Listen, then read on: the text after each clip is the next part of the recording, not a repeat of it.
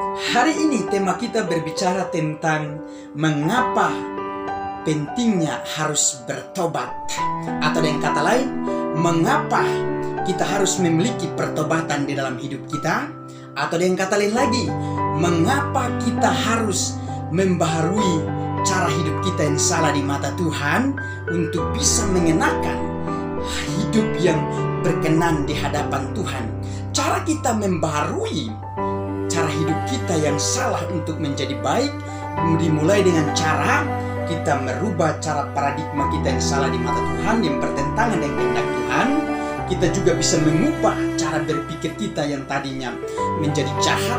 Sekarang setelah hidup dalam Tuhan, kita harus berpikir sesuai dengan apa yang dikehendaki oleh Tuhan.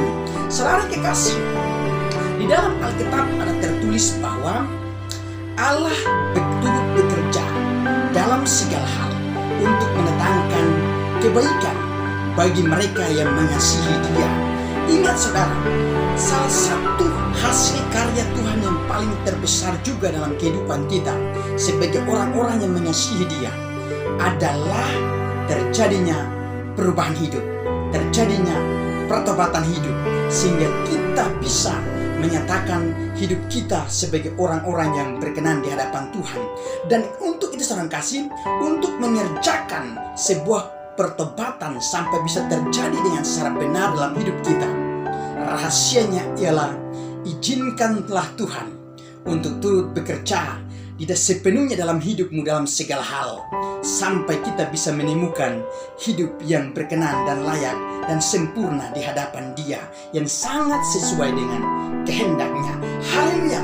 Bahkan saudara kekasih, di Alkitab juga ada tertulis bahwa jika umat yang atas namanya Tuhan, mereka berdoa, merendahkan hati, lalu berbalik daripada jalan-jalannya yang jahat, maka ingat janji Alkitab ini menyatakan bahwa maka Tuhan akan mendengar doa mereka daripada surga, lalu menjawab dengan cara mengampuni dosa-dosa mereka atau kejahatan-kejahatan mereka, dan termasuk memulihkan negeri mereka. Bahkan termasuk juga saudara kasih akan memulihkan hidup kita dari yang jahat untuk menjadi orang yang baik di hadapan Tuhan. Haleluya. Saudara kekasih, di dalam catatan saya ada 3 alasan mengapa pentingnya harus bertobat. Yang pertama, karena menyangkut status kita. Matius pasal 3 ayat yang ke-7, lalu kita hubungkan dengan Roma pasal yang ke-3 ayat 23 sampai 24. Di sana dikatakan, dalam Roma ini menyatakan bahwa semua manusia telah berbuat dosa.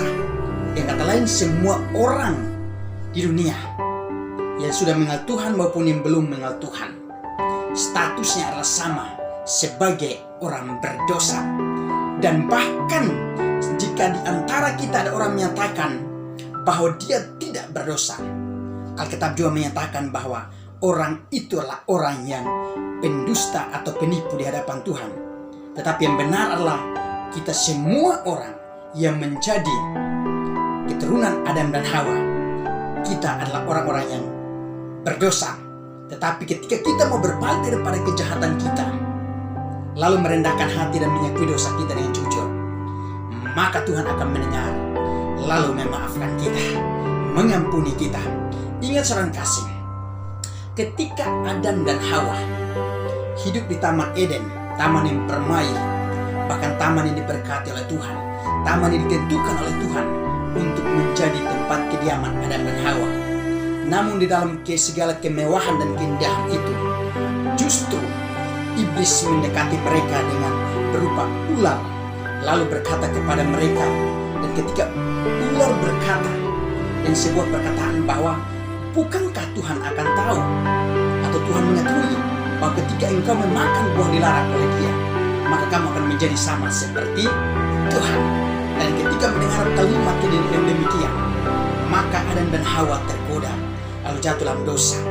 Untuk itu saudara kasih, berhubung di dalam Matius pasal yang ke-3 ayat yang ke-7, ketika tampilnya Yohanes Pembaptis di sungai Yordan, maka ia menyatakan kepada orang-orang yang datang kepada dia, dan khususnya orang-orang Yahudi, yang menyatakan bahwa Hai kamu keturunan ular beludak, bertobatlah. Saudara dikasih, kenapa Yohanes Pembaptis menggunakan kalimat yang demikian?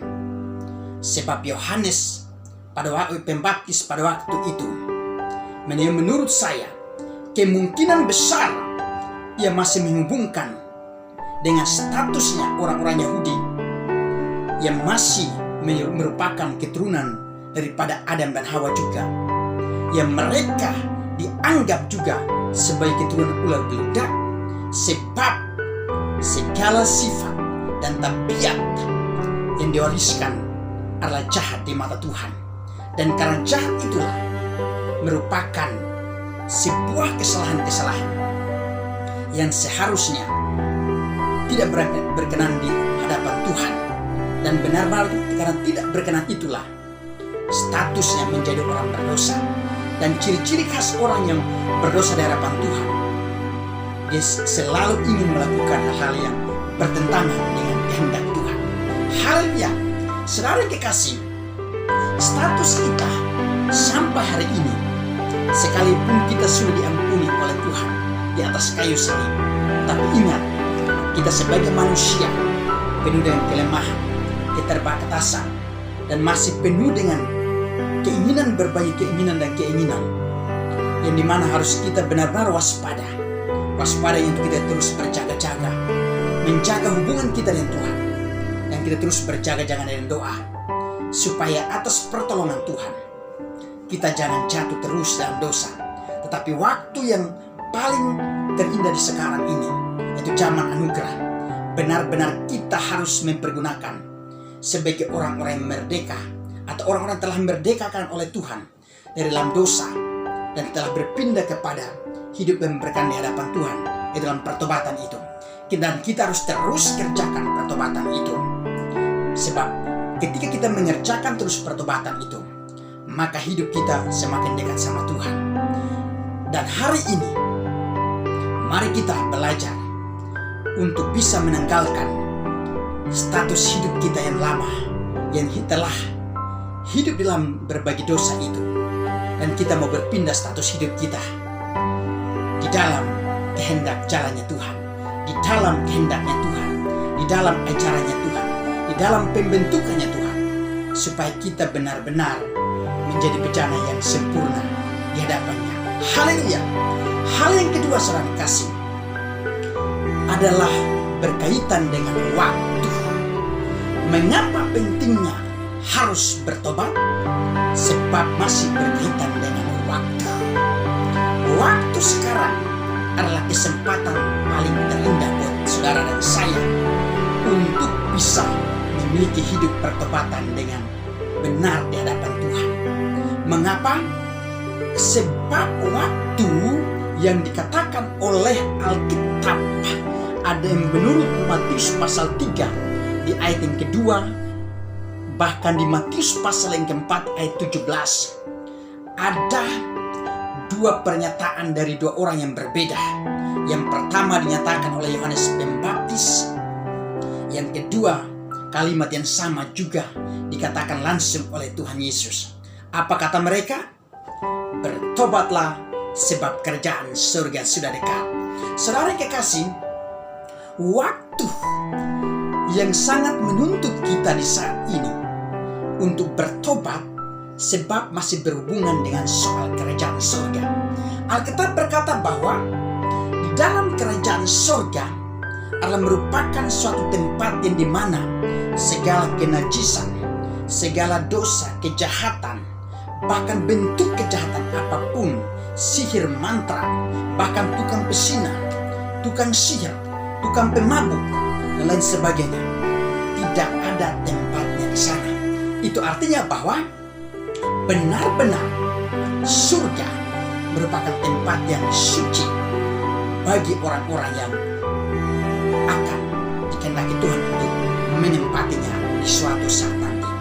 Ingat saudara, kerajaan surga atau tempat surga itu merupakan akhir tujuan dari perjalanan setiap iman kita sebagai orang yang percaya kepada Tuhan Yesus.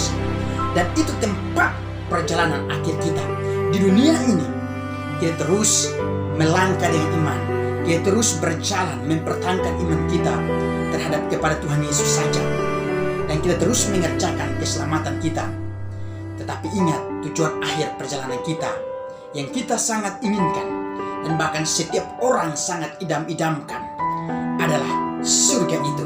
Tidak ada orang yang mau ingin hidup di neraka, tetapi semua orang ingin, yang sudah percaya kepada Tuhan, benar-benar sangat mengasihi Tuhan dan bahkan sangat mencintai surga itu. Kerajaan dan Tuhan, yaitu surga dan kedatangannya, saudara yang kasih, secara pengajaran Alkitab tidak ada seorang pun yang tahu kapan dan waktunya tepat kerajaan itu akan datang. Tetapi ingat, hanya Tuhan yang tahu. Untuk itu saudara kasih, kita harus terus berjaga-jaga, sebab kita tidak tahu kapan kerajaan itu datang menjemput kita. Alkitab catatan bahwa kerajaan itu akan datang secara tiba-tiba, di mana kita tidak, dan jika kita tidak berjaga-jaga, maka kita tidak akan mendapat tempat di sana. Dan ingat saudara, kerajaan surga datang juga seperti seorang pencuri, atau sebab ibaratnya seperti pencuri. Seorang pun tidak tahu kapan pencuri itu datang. Dan bahkan kerajaan surga itu datang mungkin dalam bentuk saat Tuhan mau memanggil kita kembali dalam keadaan yang cara meninggal, ataupun dengan cara yang lain, sesuai dengan apa yang dikatakan oleh Alkitab. Alkitab juga berkata bahwa ketika Tuhan dan kerajaannya datang, maka setiap orang yang percaya akan diangkat atau terangkat di surga. Sama seperti ketika para murid melihat Tuhan terangkat ke surga atau naik ke surga, demikian juga setiap orang akan melihat Tuhan datang kembali, sama seperti yang sudah pernah dilihat oleh para murid-muridnya. Demikian juga kita sebagai orang yang percaya di saat ini. Suatu ketika Tuhan dan kerajaan itu datang, maka kita akan didapati dan kita akan berjumpa dengan Tuhan. Termasuk kita akan menyongsong kedatangan Tuhan dan kerajaannya dengan cara hidup yang layak, yang berkenan di hadapan Tuhan. Karena itu, bertobatlah, sebab inilah waktu yang terbaik untuk kita bertobat. Haleluya. Hal yang ketiga, saudara dikasih, mengapa pentingnya kita harus bertobat? Kita harus bertobat sebab pertobatan merupakan standar hidup yang seturut dengan kehendak Tuhan. Roma pasal 12 ayat 1 dan 2. Di sana Tuhan Yesus berkata, Rasul Paulus menyatakan kepada saudara saya, baharuilah hidupmu, baharuilah akal budimu, baharuilah cara hidupmu, dan persembahkan, yang kata lain, berbalik kepada Tuhan untuk persembahkan hidupmu kepada Tuhan, secara khusus kepada Tuhan, menjadi ibadah yang berkenan di hadapan Dia, menjadi persembahan yang hidup, menjadi persembahan yang berkenan dan yang kudus di hadapan Dia. Inilah standar hidup yang Tuhan sangat mengendaki. Ingat, bertobat merupakan salah satu kehendak Tuhan yang paling terpenting. Sebab Mazmur pasal yang ke-90 berkata, Musa menyatakan secara terus terang kepada Tuhan, ajarilah kami untuk menghitung hari-hari hidup kami yang masih tersisa. Apa yang kita harus hitung sebagai orang yang percaya kepada Tuhan Yesus? Kita harus menghitung karakter kita. Kita harus pahami status hidup kita. Kita harus mengerti waktu-waktu yang sekarang ini. Dan apakah karakter kita yang kita menghitungnya itu sudah berkenan kepada Tuhan atau belum? Jika ketika kita menghitung atau menjumlahkan atau menilai cara hidup kita, dan jika kita mendapati sebuah celah atau kelemahan yang belum berkenan di hadapan Tuhan, kita harus berdoa minta ampun sama Tuhan. Kita harus berdoa supaya atas pertolongan Tuhan kita bisa berubah. Dan ingat, tujuan daripada kita menghitung hari-hari atau waktu-waktu hidup kita adalah supaya kita memperoleh hidup yang berkenan di hadapan Tuhan, di hatinya Tuhan. Sebab ingat, tujuan hidup kita pada akhirnya surga, rumah Bapa yang kekal. Di mana Tuhan Yesus berada, di situ pun kita harus berada. Haleluya. Amin. Tuhan Yesus memberkati kita sekalian.